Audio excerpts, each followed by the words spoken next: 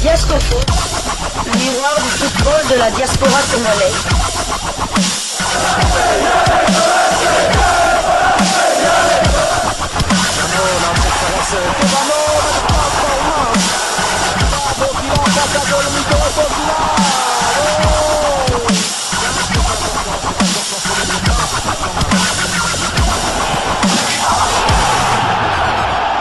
Diascofoot, le miroir du football de la diaspora congolaise. Vous êtes sur Diascofoot, le miroir du football de la diaspora congolaise.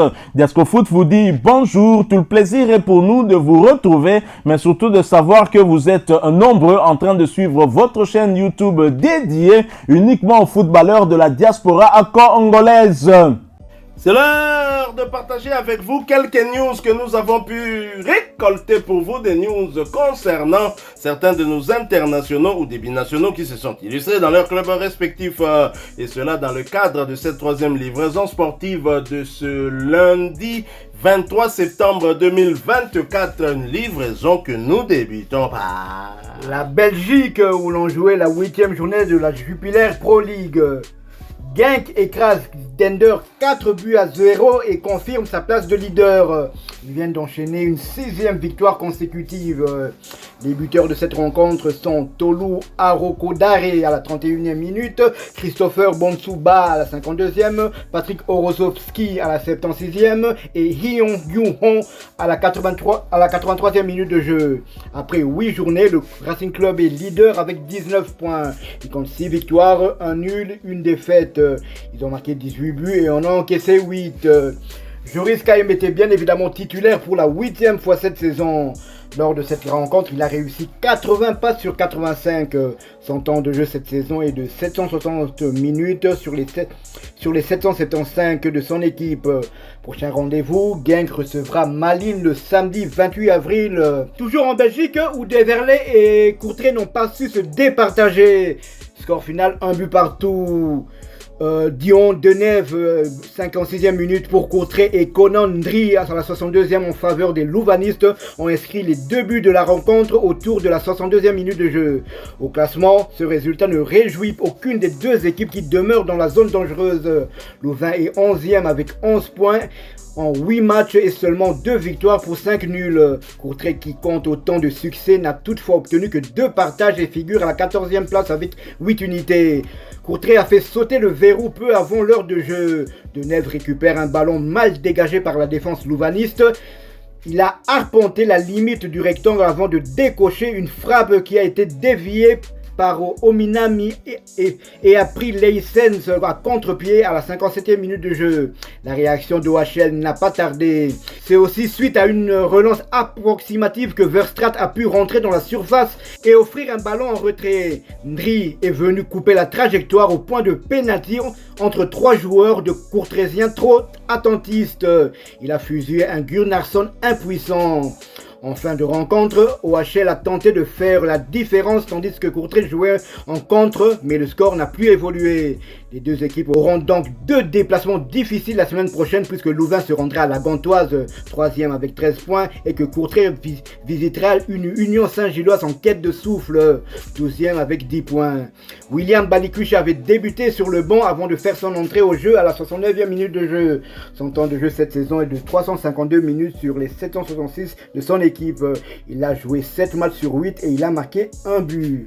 Nous quittons la Belgique, nous n'allons pas très loin, nous allons du côté de la France voisine. En France où l'on jouait la 5e journée de Ligue 1, championnat français de première division.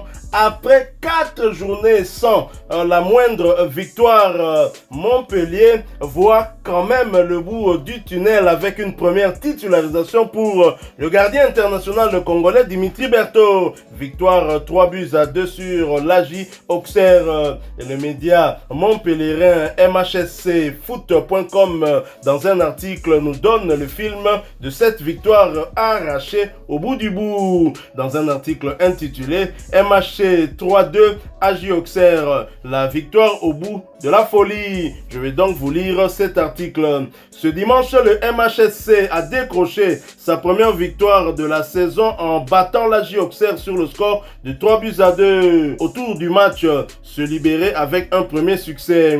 Après un nul et 3 défaites en 4 journées, le MHSC recevait l'AJ Auxerre ce dimanche avec la ferme intention de lancer sa saison. Une nouvelle fois confronté à une cascade de blessés, Silla, Julien, Tamari, Chotard, Mohamed, Saint-Luc, Ngosso. Le technicien montpelliérain Michel Derzakarian enregistrait les retours de Kiki Kouyaté et Lucas Minkarelli, le second étant même titulaire.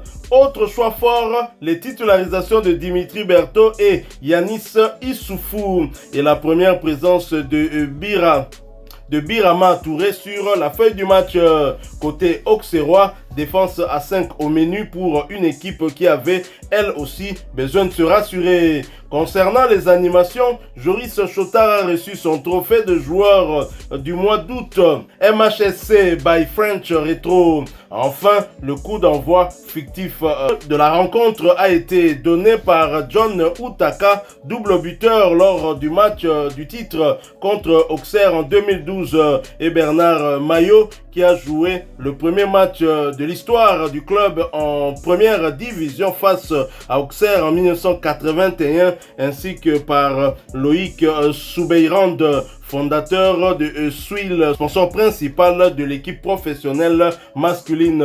Le match MHSC 3-2 AJ Auxerre. Il régnait cette odeur de soufre mêlée à la sueur et à la peur des confrontations directes pour le maintien. Celle où, même sous la pluie, les ballons vous brûlent les pieds comme de la roche volcanique.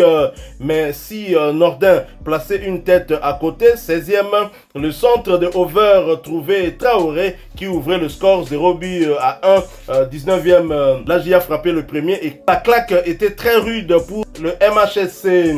Les Héroltais réagissaient grâce à une tête sauvée sur la ligne par un Auxerrois, 35e, avant qu'Accor Adams n'oblige Léon à une magnifique horizontale, 40e. Et lorsque Nordin trouvait la barre transversale à 44e, on se dit que cette soirée avait tout d'un mauvais film. Ajoutez-y la blessure visiblement musculaire d'Issoufou sur une accélération et le tableau était noir, très noir. À la reprise, Chateau suppléé, Minkarelli. Les Montpelliérains se jetaient à l'attaque sans trouver la faille jusqu'à ce coup de tête rageur d'Accor Adams venu couper un corner de TJ Savanier, un partout, 65e. Après le soulagement, la rencontre basculait dans l'irrationnel lorsque 6 minutes plus tard, le centre de Falaï Sako était catapulté d'une tête magnifique dans le petit filet par Modibo Sagnan.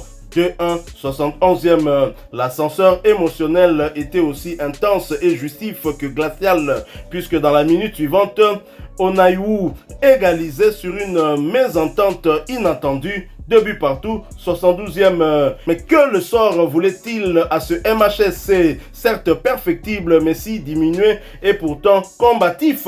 C'était à se taper la tête contre les murs, ou plutôt nous concernant sur le clavier d'ordinateur. Heureusement, tout le travail effectué par Michel Derzakarian et son staff allait trouver sa récompense juste après la minute. Loulou passe laser de TJ Savanier et Accor Adams gagner son duel avec Léon, 3-2, 75e. Les joueurs montpelliérains ne s'y trompaient d'ailleurs pas en allant célébrer ce but avec l'ensemble du staff.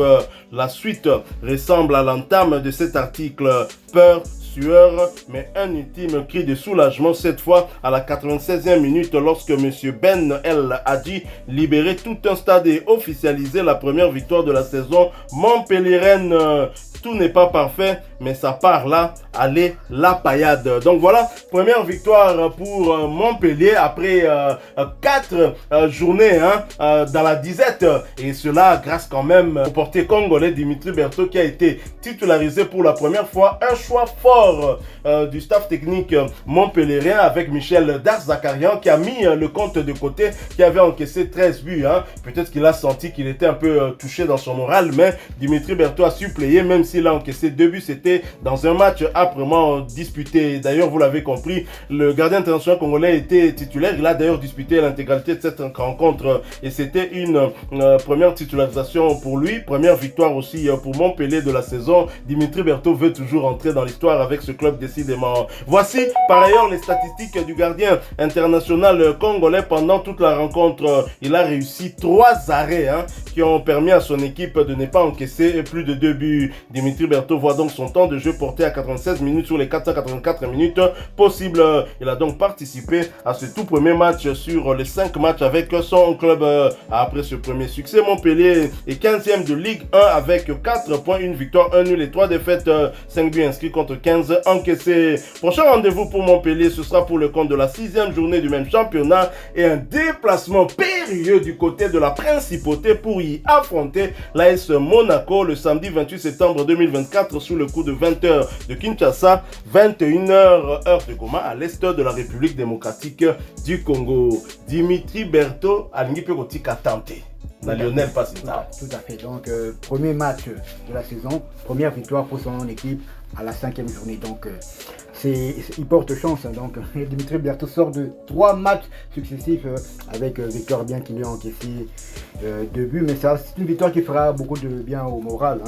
Beaucoup de bien au moral à cette équipe paillardaise. Donc, on est content pour lui. On espère que c'est la première d'une longue série et qu'il continuera à garder les perches du club de Montpellier.